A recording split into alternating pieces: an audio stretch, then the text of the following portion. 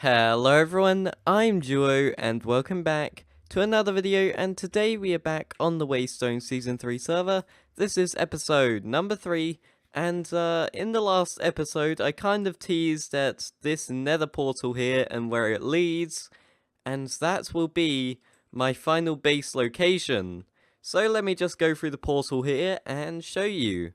And here we go. It may not look exciting at first, but this is one of the best mesas I have ever come across. It's quite far out, about 8,900 blocks on the Z-axis. But yeah, hold on, let me just use some of my fireworks here and take an aerial view of this place.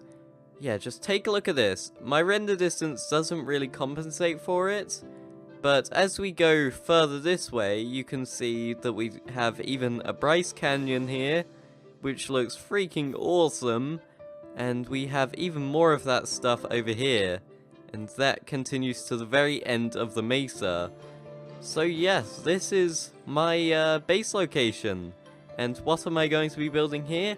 Well, I'm gonna be aiming for a Wild Western theme, and I know it's been overdone, I would assume, in a mesa biome, but I think it would look fantastic. We have so many possibilities of what can go in the cove there. We have possibilities for the plateau, the possibilities for the Bryce Canyon over there. So yes, we have all sorts of possibilities. We have tiny islands dotted there that we can make use of. Yeah, just so many things. So I'm really excited to work on this, and I'm really also excited to see how this turns out.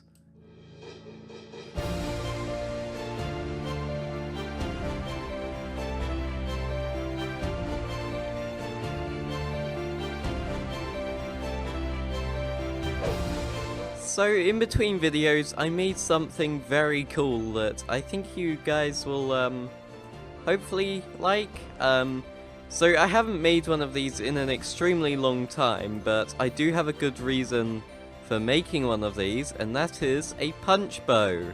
And the reason is, the fireworks shop back there is almost never stocked. And I think it's been closed up now, as a matter of fact, so I kind of have to rely on this as my mode of flight. And it feels so horrible to do, but it's what I'm gonna have to deal with until someone actually sells proper fireworks, which is a shame really. I may have to resort to making my own creeper farm and also sugarcane farm at some point. I'm not a technical Minecrafter, but I will be technical when I have to be. So I'm going over to the spruce forest here to harvest some spruce saplings. I think I'll go a good distance in. There we go. Alright, yes. Okay, I will settle here, and then I will get to work on chopping down some trees, and then I should have enough spruce woods to begin our first building project in the mesa. Okay, so I think the first thing I'm going to build in this area is the saloon. And I think I'm gonna build it towards the center of this plateau here. This is probably going to be where the western town is based. So I'm going to claim this spot here as the Western Saloon, and they're very basic looking things. They're very flat looking, not much color. So I don't think I can make something look fantastic as a Western build.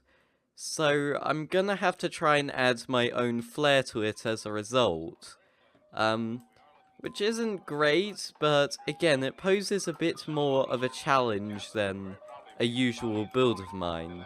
So, in which instance, I'm perfectly happy to do so.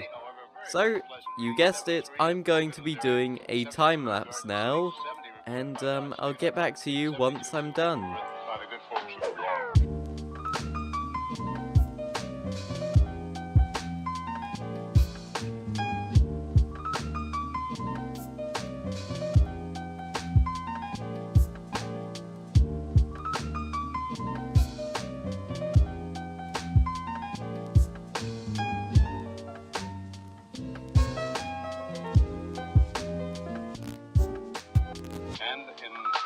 Ponca City, Blackwell area, 68 degrees today.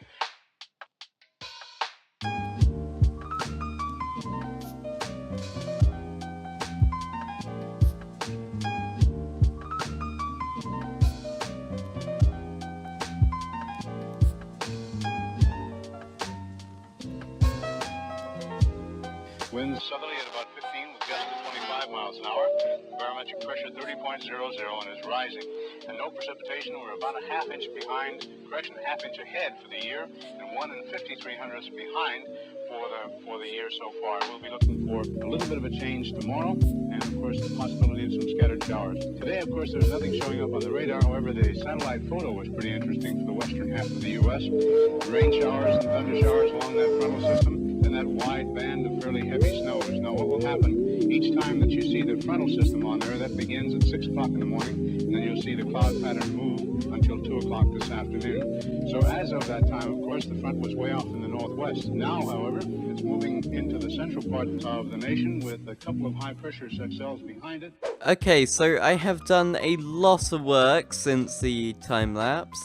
And as you can see, this is the finished result for the saloon, and I think it looks amazing.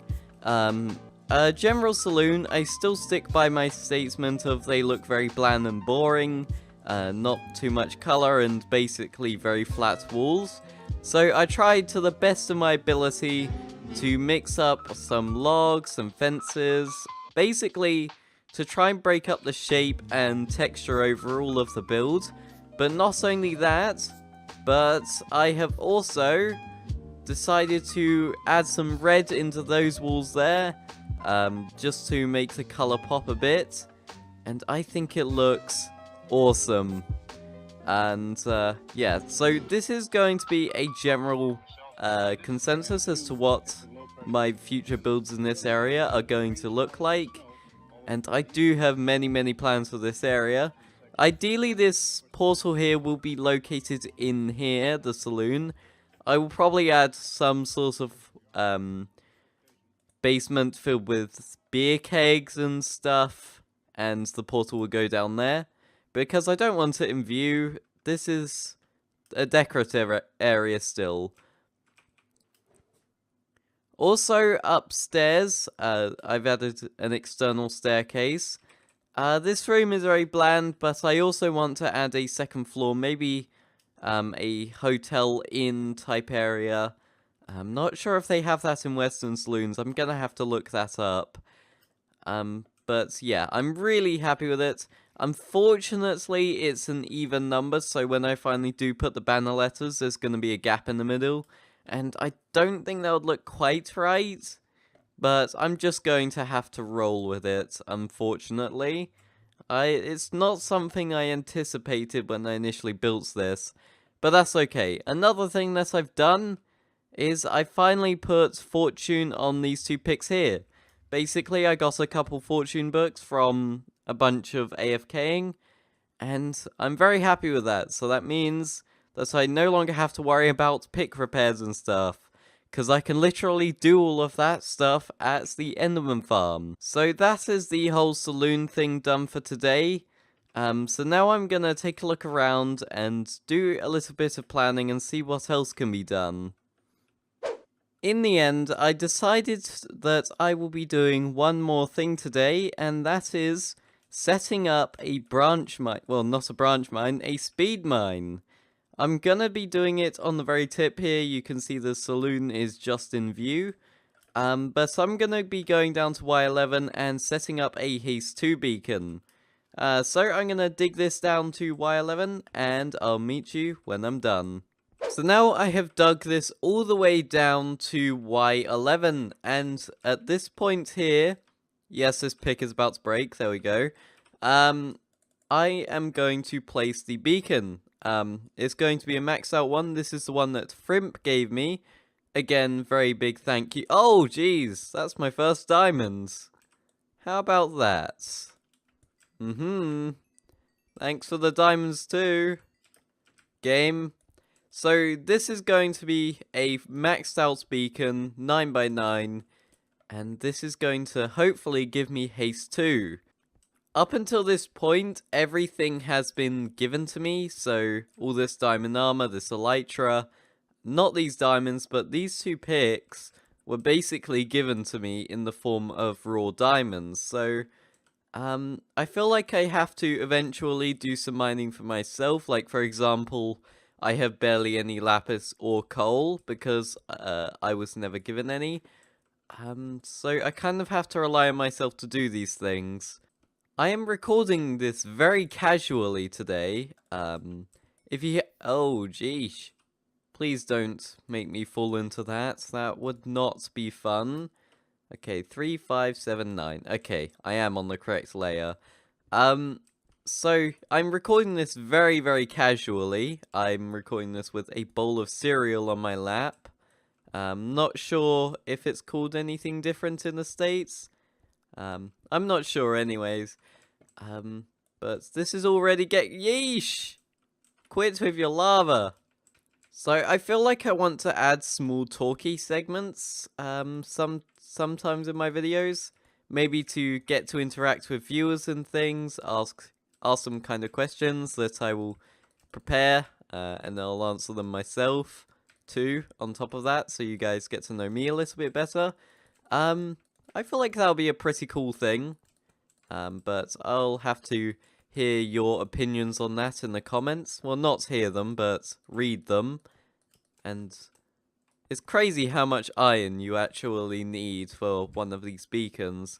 Obviously, we have iron farms on Waystone, but if you were doing this legitimately, you would need about 23 stacks of iron.